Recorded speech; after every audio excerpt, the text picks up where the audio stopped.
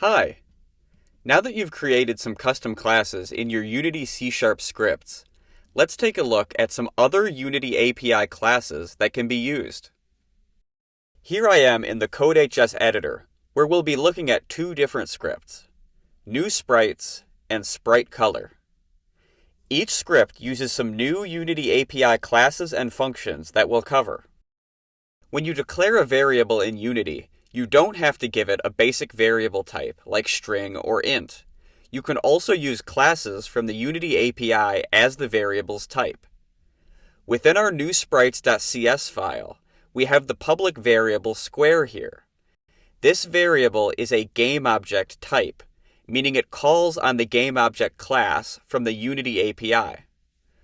Remember that everything in your scene is a GameObject, so we use the GameObject class as a reference to in-game objects often.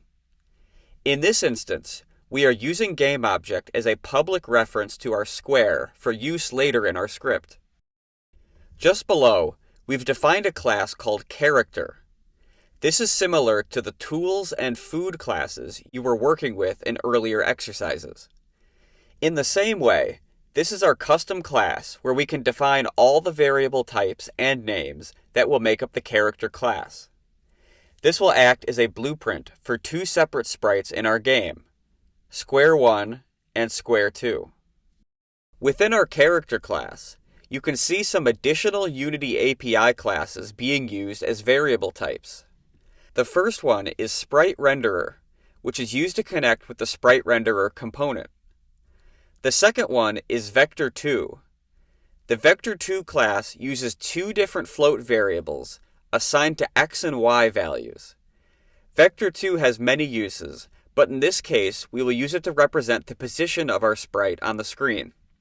Once we've created our Square 1 and Square 2 class instances, you can see in the start function that we've set the values of Square 1's position and velocity.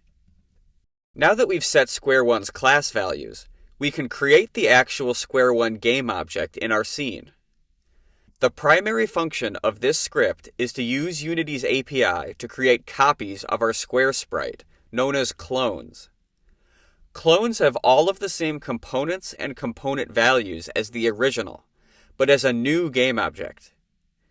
We do this using the instantiate function, which creates a clone of an existing game object.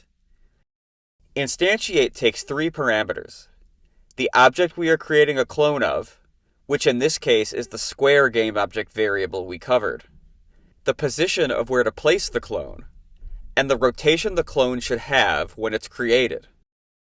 Quaternion.identity just means a default rotation of 0. Notice that the clone we created was stored in the Square 1 object variable, which is different from the Square 1 variable. While Square 1 stores our character class values, Square 1 object is the actual game object now sitting in the scene. Once we have created the clone of the square, we perform some additional assignments that I will let you explore on your own.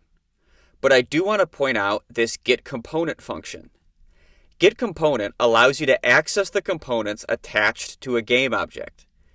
In this case, we use getComponent to get a reference to the square sprite's sprite renderer component, granting us access to parameters like the sprite's color.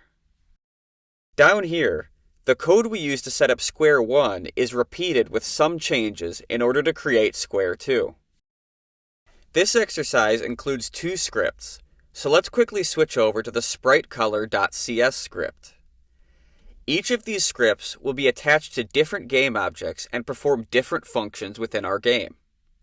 While New Sprites creates clones, Sprite Color will set the color of our clones. Within this script, you'll see a new Unity API class named Color. The Color class, among other things, includes a list of established color names that you can use to change the color of your sprites.